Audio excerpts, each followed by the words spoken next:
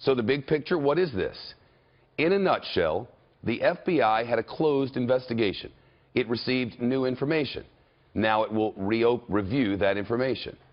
Sounds simple, but 11 days before the election, could it actually change the course of human events? Ed Henry's live in Washington.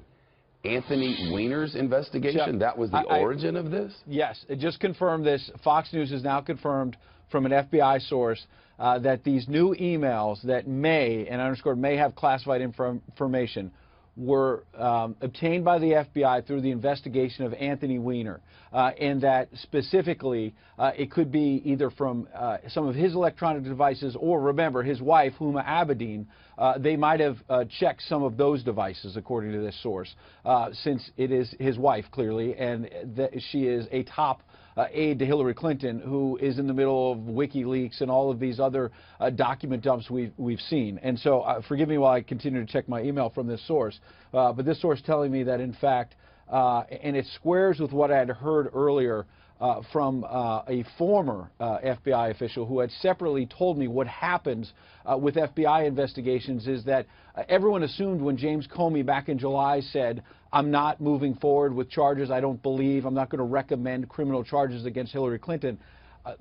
You know, all of us may have assumed wrongly that the investigation was closed. They'd never officially closed it. It was still technically open as they wind it down. Meanwhile, a former FBI official tells me there are dozens and dozens of other FBI investigations and investigations by local law enforcement that might touch the FBI that are ongoing all the time, Shep.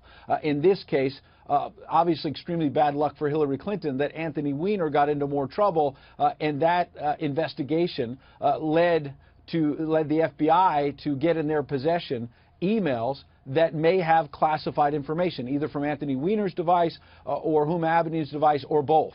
And so this could not happen at a worse time for Hillary Clinton. You think about the unprecedented moments we've had in this campaign, and now we've had a moment that's even more unprecedented than the other, Shep. More details are coming out, as you might imagine, like every minute, Ed. And the New York Times has just added to its reporting to say that these new emails were found after FBI seized documents belonging to Huma Abedin and her husband, Anthony Weiner. You were explaining who they are and giving context to this. It sounds like, from the reporting of the Times, that the author may have been Huma Abedin, her longtime aide. Right. And I don't have that part confirmed by the FBI. I want to be transparent with our viewers. But I do have, from an FBI source, that as part of an investigation of Anthony Weiner, you see him there, the law enforcement officials were collecting some of his electronic devices, information that he'd been sending, whether it be text, emails, and whatnot.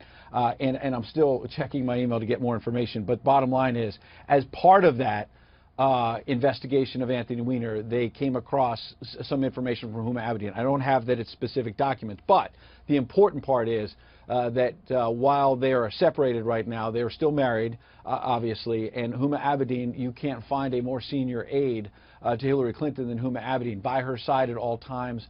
And specifically, let's not forget and underscore that Huma Abedin was interviewed by the FBI in the original investigation. And separate but related to all this, before I got into the studio, I spoke to another law enforcement source who told me that while Democrats are now saying, look, go through these emails, the new ones, do this today, do this tomorrow, get this done before the election, this law enforcement source said, hang on a second, even before we knew about Huma Abedin. He said, they may have to go back to Cheryl Mills with these new emails. Did you see this? Did you see that? They may have to interview Hillary Clinton again.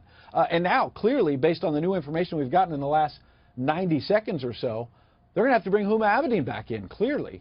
And so the idea that this is going to be resolved in the next 24 to 48 hours, good luck with that, Chef.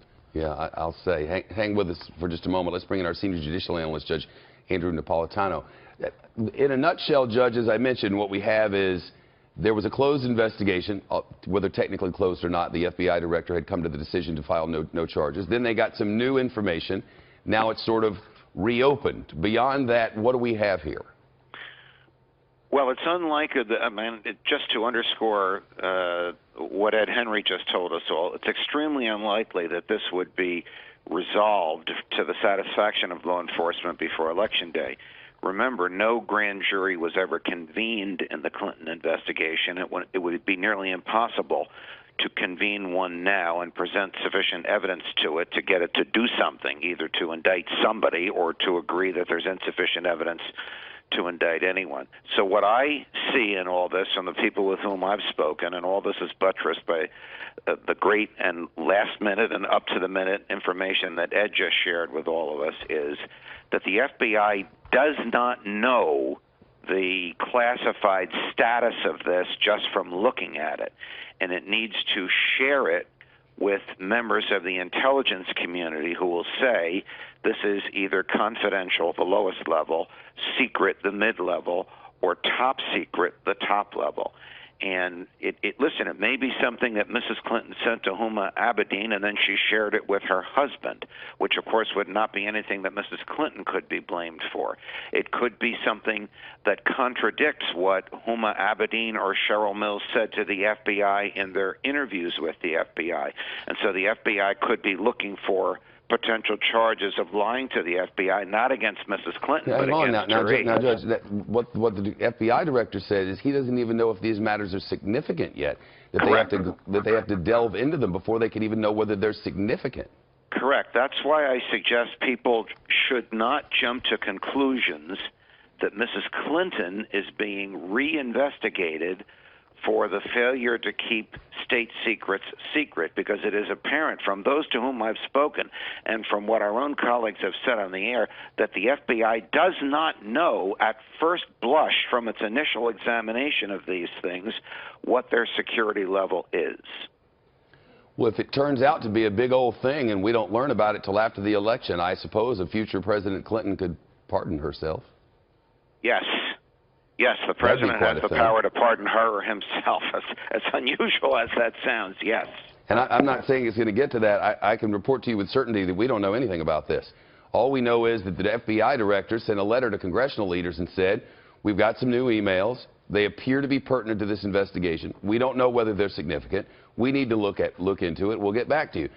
FBI Director Comey's previous statements on this matter were seen widely, Judge, in a bipartisan matter as containing more information that would be normal in the course of events. And does this go even further in this disclosure of things that are murky and unknown? Well, you know, this teases us because we're trying to figure out what the FBI is talking about. And the partisan people in here are saying, lay it out on the table and let the voters decide, simply don't understand that this is a criminal investigation of Anthony Weiner. It would be a federal crime for anyone, an FBI agent or anyone in whose hands this information happened to fall, to reveal exactly what this is until the FBI decides what to do with Anthony Weiner. Yeah, because his case was about, if I'm not mistaken, the accusations are that he was sexting with a minor, and the charges against him could potentially be quite significant. Well, yes, the charges against him could be very significant, but apparently, and you know, this stuff is done below the radar screen, the FBI must have executed a search warrant either on Anthony Weiner's home or on the premises of the computer server for the company that he used, and seized all of his computer records, and in an examination of those computer records came across something or things that appeared to have been classified and needed to be resolved and may have originated with Mrs. Clinton in a perfectly innocent or in a surreptitious way. We don't know what it is, and apparently the FBI doesn't know enough to tell us the significance of it at this point. The FBI is, of course, also governed by these statutes to which I just alluded that prevent the revelation, the exposure of criminal evidence before the government has decided whether to use that evidence in a prosecution. Ed Henry, politically, I can just imagine that both campaigns, one with elation and the other with dread, are really kind of reeling now. Is that an overstatement? Well, no, not an overstatement for the Clinton camp. I mean, the bottom line is they have been out there saying, let's not get complacent, you know, this election's not in the bag, but that's not really true. They thought it was in the bag because how I know that is we learned earlier today, before all of this, it's now been knocked out by this, but an extraordinary move. Hillary Clinton's campaign announced that the next couple of days she's going to campaign herself in Arizona, meaning they believed that for the first time in a couple of decades she had a chance to win Republican Arizona, if you will. Those hopes are probably out the window. She may still win this race, but the idea that this is going to be a landslide that they thought they had just 24, 48 hours ago seems far, far away. And you could look no further than Donald Trump earlier today in New Hampshire. I know we're waiting for another rally, but that rally earlier where he walked in and said, "I have some breaking news from the FBI," that crowd was electric. I mean, he talks all the time about huge crowds and whatnot. Sometimes they're exaggerated. They are large, but it was electric. I mean, our pictures and our sound showed that. And suddenly, Republican voters, perhaps, who have been pretty dispirited in recent days, watching some of these polls, yes, they have been closing in the last couple of days, but Hillary Clinton has still been in the lead. It narrowed in the Fox poll to what, about 3 points a couple of days ago. But Republicans have been very dispirited at the idea that maybe Hillary Clinton was marching to victory.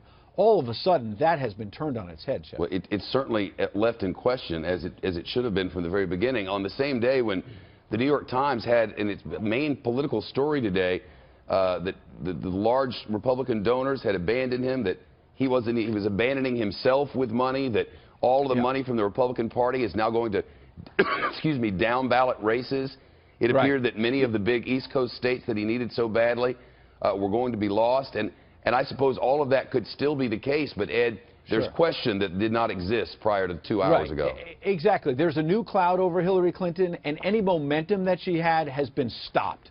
We can guarantee that. Again, nobody knows whether she's going to win or lose this race, but any momentum she had coming out of the 3 debates has now been stopped, and all of a sudden there's this new cloud. And I keep thinking about Vince Scully when he retired recently, the baseball announcer. Think about that home run call he had with Kirk Gibson, where he said, in the year of the improbable, the impossible, when Kirk Gibson hit that home run on, what, one leg?